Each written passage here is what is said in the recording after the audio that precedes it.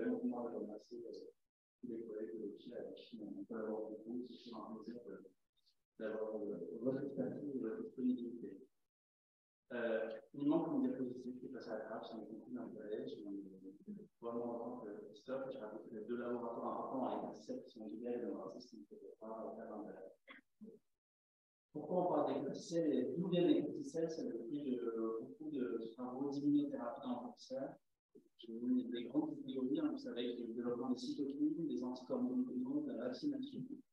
Et alors, il faut faire une immunothérapie qui a été développée dans les années 70-80. Les titres, avec les travaux de Rosenberg, on voit aussi dans le mélanome, et puis ça permet d'arriver aux corticelles. On verra les corticelles, même si je pense que c'est les adénoïdes, les premières constructions de ce récepteur dynamique ont commencé dans le 90.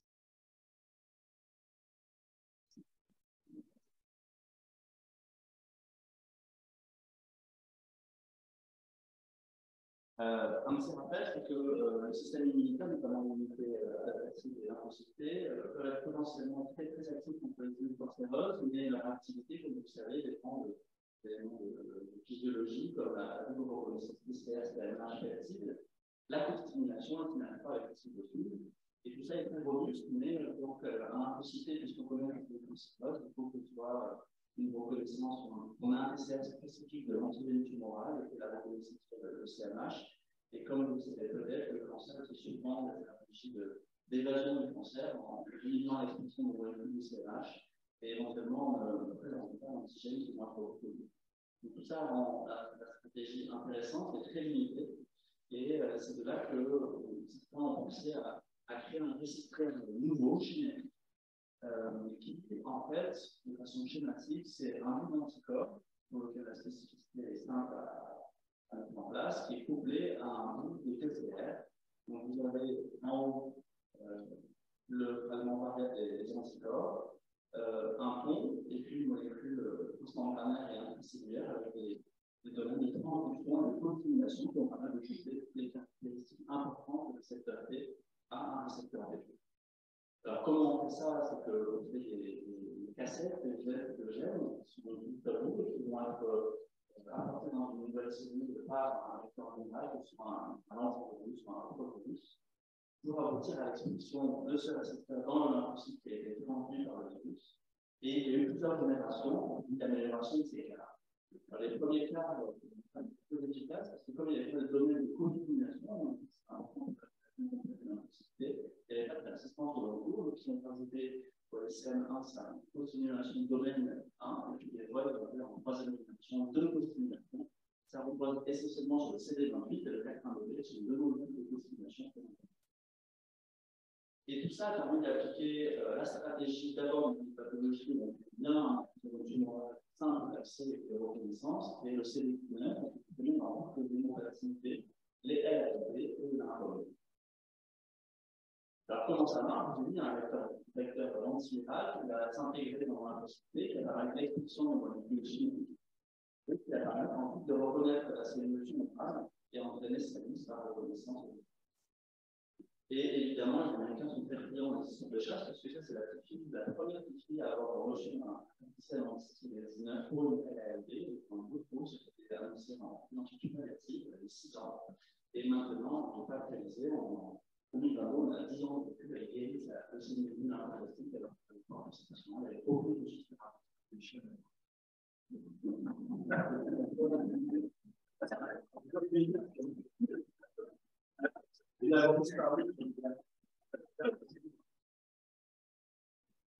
d'avoir un message positif, mais merci beaucoup. En pratique, comment on fait pour fabriquer ces carticelles? Il faut avoir un support, ce sont les lymphocytes du patient, les lymphocytes autologues, qui sont prélevés par l'eucaphérèse, et ensuite ils vont être envoyés dans des plateformes de production. Initialement, c'était principalement aux États-Unis, maintenant on commence à avoir des plateformes en Europe et même en France, aux US. Dans la plateforme de production, en système clos, les cellules vont être stimulées par un signal CD3, CD28 pour les faire proliférer. Et vous savez que dès lors qu'une cellule prolifère, elle intègre plus facilement des vecteurs viraux qui vont permettre de rentrer dans la cellule et d'exprimer le récepteur chimérique à la surface. Ensuite, il y a des contrôles qualité, on enlève les billes de stimulation et les cellules sont congelées, ce qui permet d'organiser le traitement avant d'être réinjectées au patient. Et je vous ai mis cette frise qui permet de schématiser un peu le parcours patient.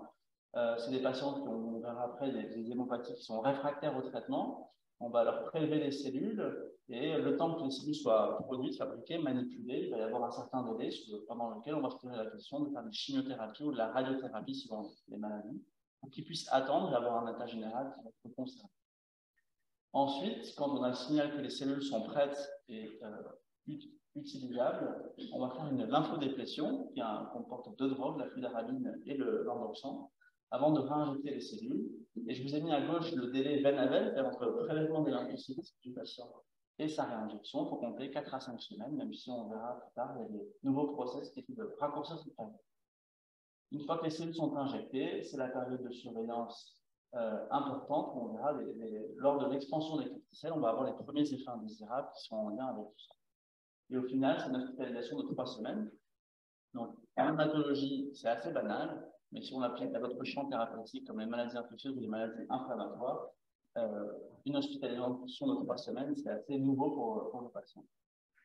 Alors, pourquoi on fait une lymphodéplétion? Parce que, vous le savez, dès lors qu'il y a une lymphopénie, il y a un mécanisme d'adaptation qui va faire produire des cytokines érythréiques IL-7 et IL-15 pour améliorer la prolifération homéostatique. Et on voit bien sur ce schéma, les patients en pré-lymphodéplétion ont un taux d'IL-7 qui est plus faible qu'en post-lymphodéplétion, juste avant l'injection des corticelles. Ça, c'est un environnement qui est très favorable à la réinjection des cellules, puisque dès lors qu'elles vont être injectées, les cellules vont pouvoir proliférer. Ça se traduit également par une bonne corrélation avec le pic de corticelles. Plus il y a un environnement favorable, plus les corticelles vont s'amplifier chez le patient. Et ça se traduit en survie sans progression, puisque vous voyez que ceux qui ont un environnement cytokinique favorable, qui avait été évalué sur l'IL-7 et l'IL-15, meilleure est la survie et meilleure est la réponse, parce que ça témoigne d'une bonne expansion des corticelles. En termes de toxicité, je vais passer très vite sur le risque théorique d'oncogénèse incisionnelle, parce que dès lors qu'on apporte un matériel viral qui va s'intégrer dans une cellule, on peut craindre des réarrangements au mauvais endroit, mais avec tous les travaux, notamment de l'équipe d'Alain Fischer sur la thérapie génique, on a bien sécurisé les vecteurs viraux. Et on va s'attarder sur deux toxicités importantes, que sont le syndrome de relargage cytokinique et la toxicité neurologique. Ils surviennent assez précocement, puisque le syndrome de relargage cytokinique, c'est un délai médian de survenue qui est à J2 de l'injection, et pour la neurotoxicité, c'est environ J5, J7.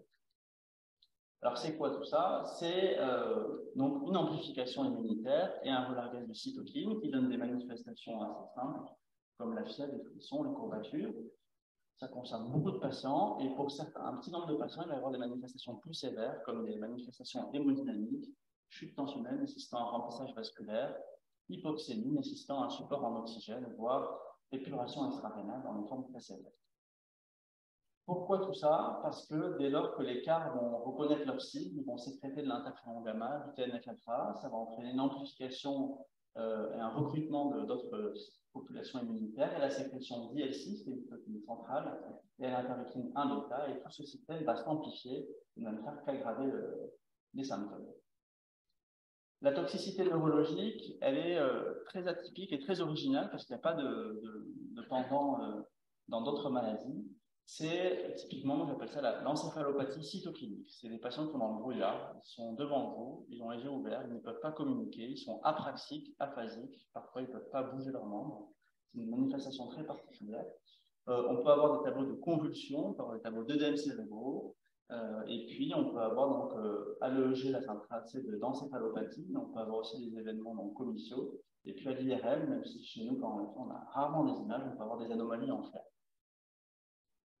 La toxicité neurologique est très étroitement liée au CRS, puisque vous le voyez, plus le CRS est de grade élevé, c'est-à-dire manifestation hémodynamique et respiratoire, plus le risque de toxicité neurologique va être important, avec des grades de plus en plus sévères. Alors, la neurotoxicité a été comprise plus récemment avec des modèles murins et aussi sur les primates. Et ils ont étudié en fait des molécules qui sont très importantes pour la cohésion de la barrière hémato-encéphalique, notamment des protéines qui font la jonction entre les cycles.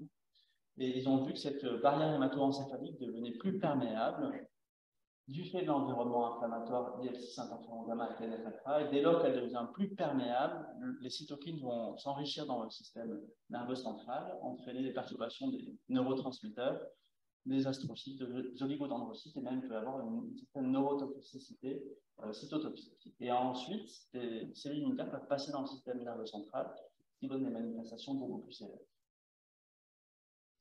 Alors, les facteurs de risque de toxicité des carticelles, je vous ai mis quelques études importantes.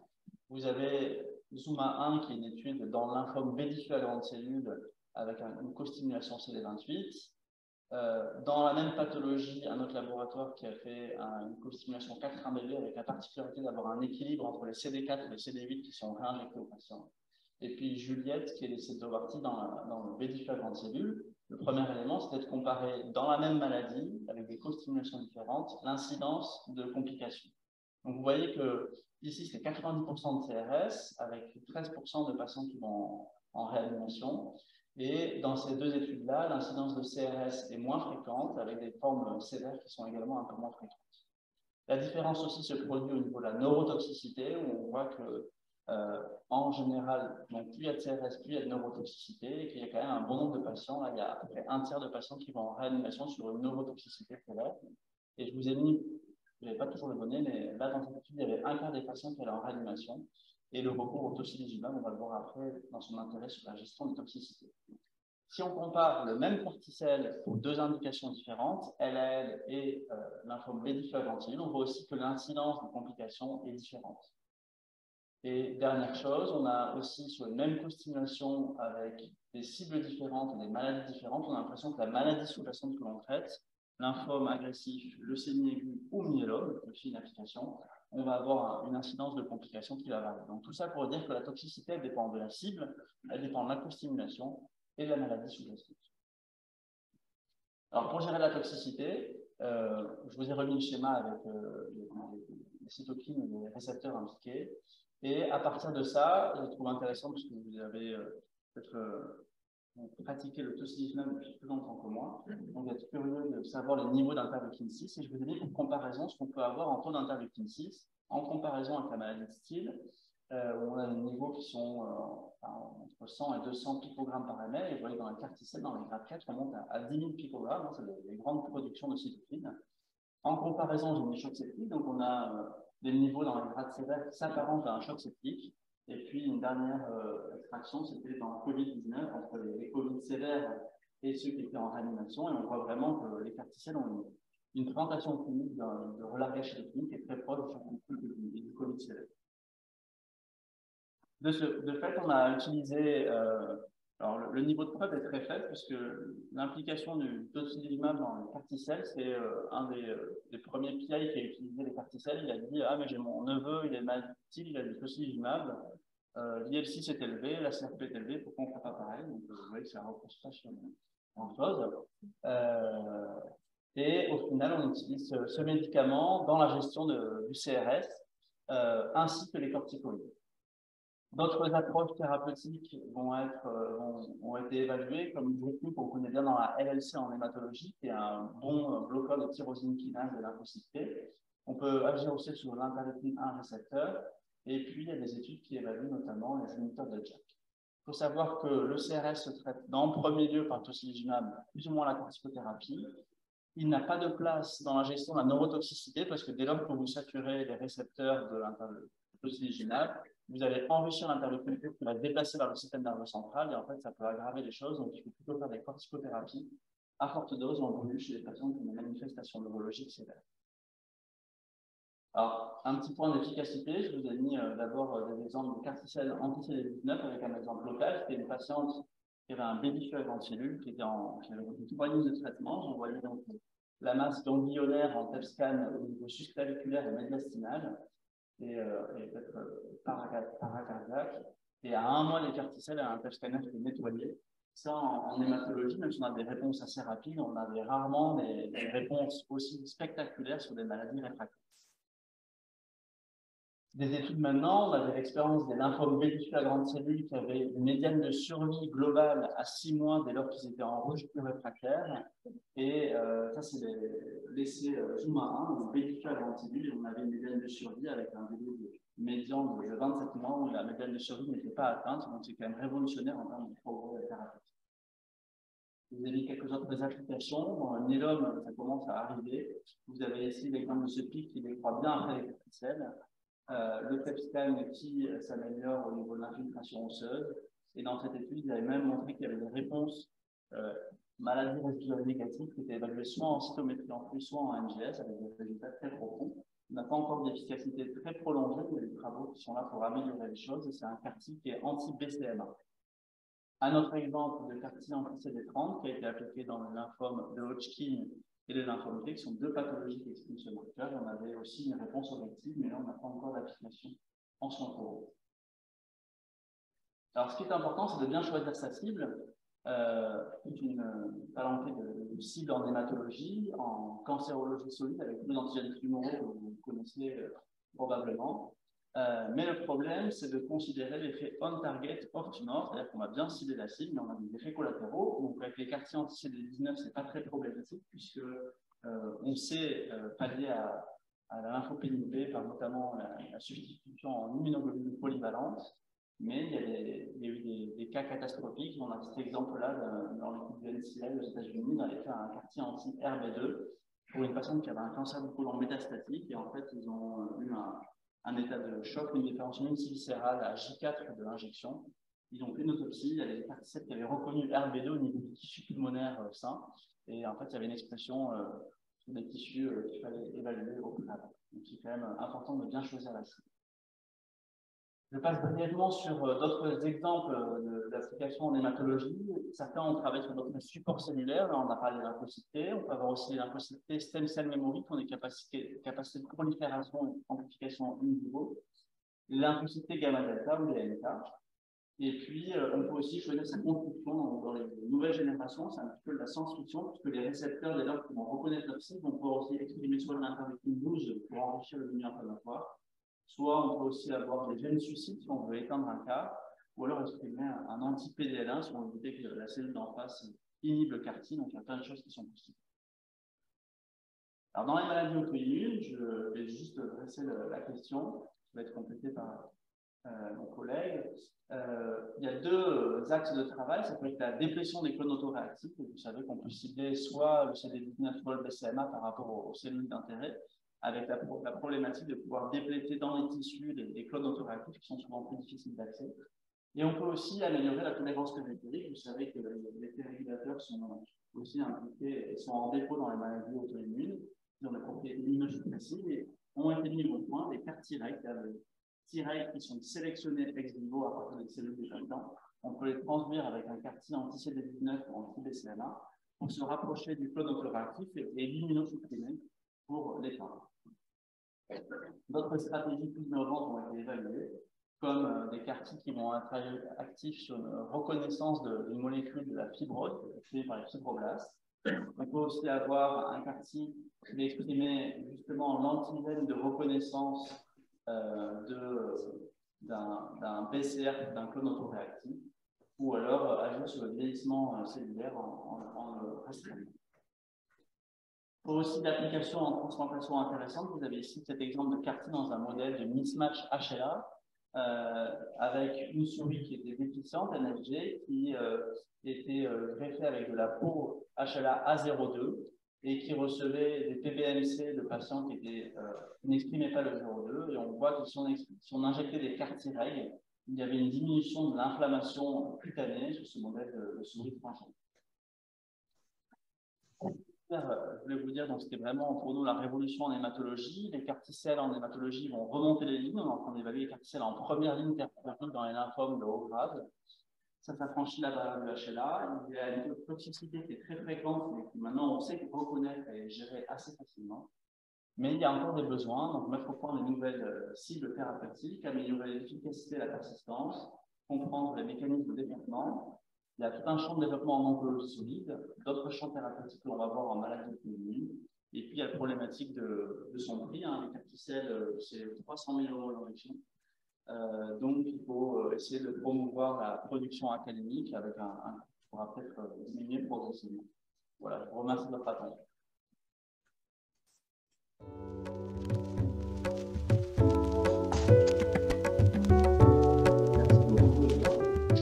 Est-ce qu'il y a des questions?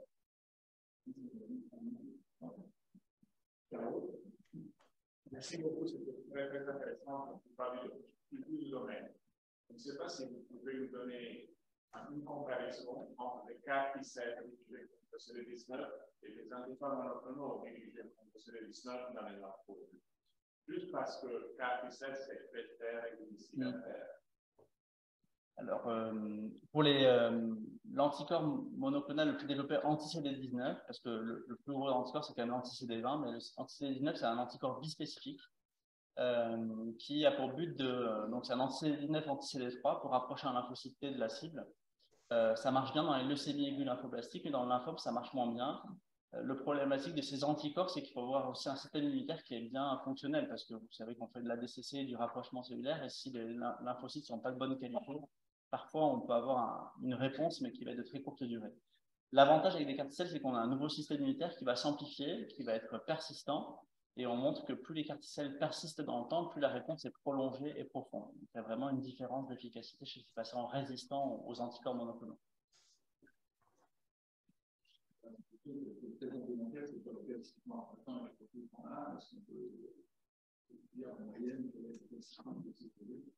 Alors, on a une grosse différence sur la persistance entre les maladies, puisque il a été montré que la persistance est indispensable dans les leucémies aiguës lymphoblastiques.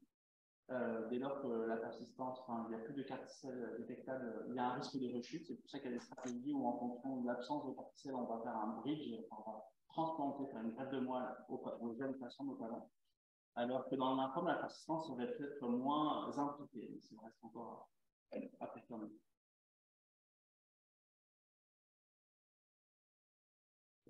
Oui, j'avais une question. Merci beaucoup pour le topo. Est-ce qu'il y a deux questions, une place pour l'utilisation de cytokines en combinant pour faciliter la prise, comme de l'IL-7, ou à l'inverse, de mettre du tocilizumab en préventif pour éviter le hyper-inflammatoire? Alors, j'ai pas vu de données d'IL-7. Il y avait des papiers en thérapie cellulaire où des fois ils injectaient l'IL-2 à forte dose pour aussi promouvoir l'amplification cellulaire, mais j'ai pas vu de papier sur l'IL-7. Je sais pas d'ailleurs si ça a été utilisé chez l'homme, l'IL-7 recombinant. Si, c'est utilisé par le réanimateur. Sur la prévention des complications, on a eu plus des stratégies avec de la dexaméthasone précoce. Et on a vu que ça réduisait l'incidence de CRS et de neurotoxicité de grade important avec un délai qui était un peu plus tardif. Mais c'est des stratégies qui sont aussi évaluées sans qu'il y ait d'impact a priori sur l'efficacité tumorale. La deuxième question, c'était sur ces plateformes de thérapie cellulaire régénique, académique.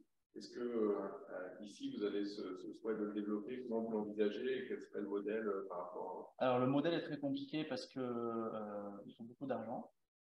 Il y a beaucoup de problématiques d'agrément de MTI, en fait, c'est des OGM, donc c'est des agréments assez compliqués.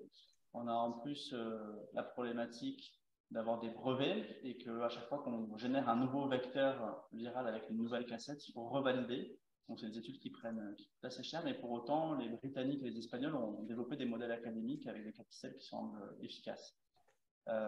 En France, à ma connaissance, pour l'instant, c'est surtout Jérôme Larguero qui est à Saint-Louis qui est le plus avancé dans la production de CAR-T académiques, mais ça fait 6 ans qu'il est dessus et il va peut-être faire un CAR-T bientôt dans l'année. Merci.